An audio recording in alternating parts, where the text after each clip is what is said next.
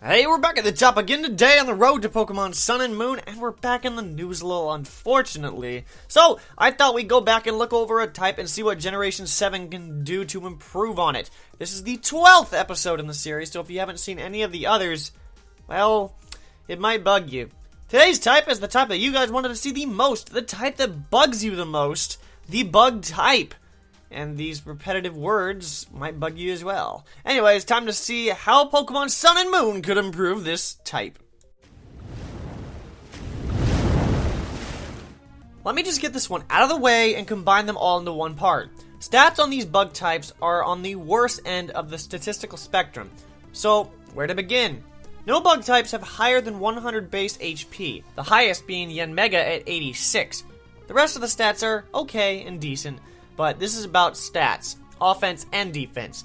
They are already pretty good offensively, but you don't see many defensive bug types, unless they have a secondary defensive type, like the steel type. In short, the bug type is non-defensive. Wait, how did we reach that conclusion from just the HP stat? Brainstorming like this can lead to strange places, man. Speaking of the steel type making this type more defensive, we see yet another type running into a certain issue.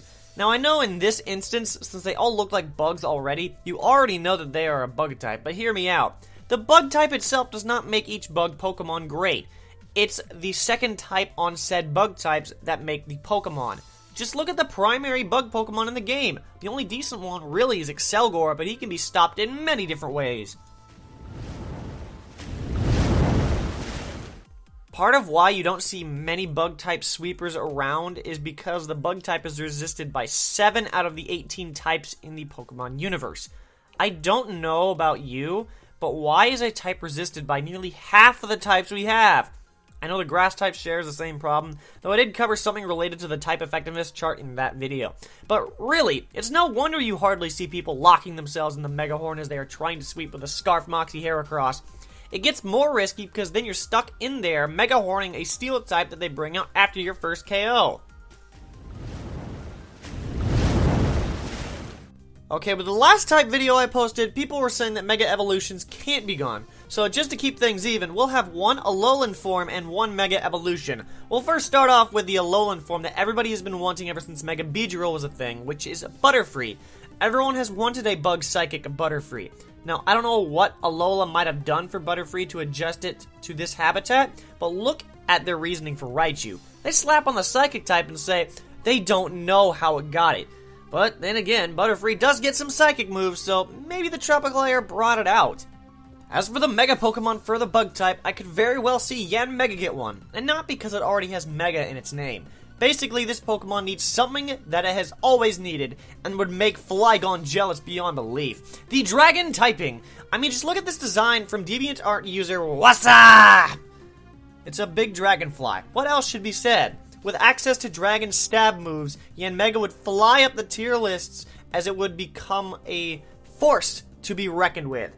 Why? Just look at its stats. We see a widespread stat boost everywhere as its speed and attack both pass the 100 mark, as its special attack jumps over 130. Add in either Tinted Lens or Speed Boost as its abilities, and we might need new pants. Or just Steel types, with the latter, of course, stopping Mega Yanmega. And once again, we have 3 moves to go over, one of each category, so let's get right to them. Starting off with the physical move, Energy Drill, where the user creates a drill of bug energy. Is this the best I could come up with back in 2010? Anyways, it strikes the opponent with the drill and has a high critical hit ratio. It has the base power of 85, and I could easily see more focus energy setups with this move. For the special move, we have X Cutter, which is the special variant of X Scissor.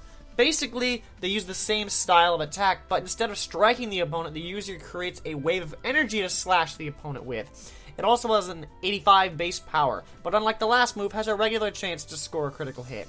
The final move is an interesting one. It mixes the defensive roles with offensive options. The move is called Molt, and it is the status move we have today. The user sheds its skin to encase itself with newer, more durable skin.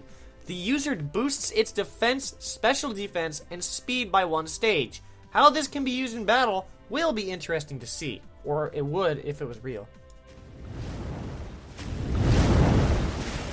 We have the new concepts as always, but before we do this, let's look over the type chart to look for combos that have yet to be done. Also, this chart does not take account for legendaries, forms, or mega evolutions, although people will still point it out regardless, so I should accept this fact this deep into the series. Anyway, the bug type has been paired with everything but the normal type, the psychic type, the ice type, the dragon type, the dark type, and the fairy type. A lot of special attacking types not paired with bug type, as you can see. Also, it doesn't account for the new Sun and Moon Pokemon, as it was created before said Pokemon were revealed. That's why Bug Fairy is on this list when Cutifly is a thing. Well, you know what we have to do because of those special attacking types not being paired with the bug type, and that is to show you this design by DeviantArt user King of Anime KOA, showing you a very interesting bug psychic type. Its wings are connected to it by psychic energy, which means that this thing has to be powerful. Its stats show this, as its special stats are very solid, while its physical stats are pretty underwhelming. The moves I could see it using would be Bug Buzz, Psychic, Quiver Dance, and Air Slash. Just keep your steel types around. The last concept I have for you is this bug ghost type concept from DeviantArt user Kuroki Kumo. It is a pretty strange looking bug, but at the same time interesting and imaginative. It's a bug in a skull. And again, I'm not sure Pokemon would do that. At least in reference to ghosts, because Marowak wears a skull of its dead mother. Well, they wouldn't do it in this day and age, I know that for sure. But moving on to its stats, this thing could get away with being a mixed attacker with decent defenses, with also a decent speed stat. The moves I could see it getting would be Shadow Claw, Bug Buzz, Ominous Wind, Shell Smash, and Sludge Bomb. Scary stuff. I even got 15 pairs of pants ready for when I encounter it. So to match the theme of this video, I'll do the outro in a weird bug voice. Buzz, buzz. If you enjoy, go ahead and bug this video from the top below. And while you're there, go ahead and comment on how the bug type could be improved on in Generation 7. And give me another type to improve on. Also, subscribe if you want to join me on the hype train known as the Road to Pokemon Sun and Moon. I'll get you back at the top again later on, because that is how you do what. I'm not doing that voice anymore. Here we go, the final! Woo, I'm so excited! That's what I'm gonna do. Laszlo is gonna go ahead and get tattooed and get his ponytail cut off here. Ice Beam.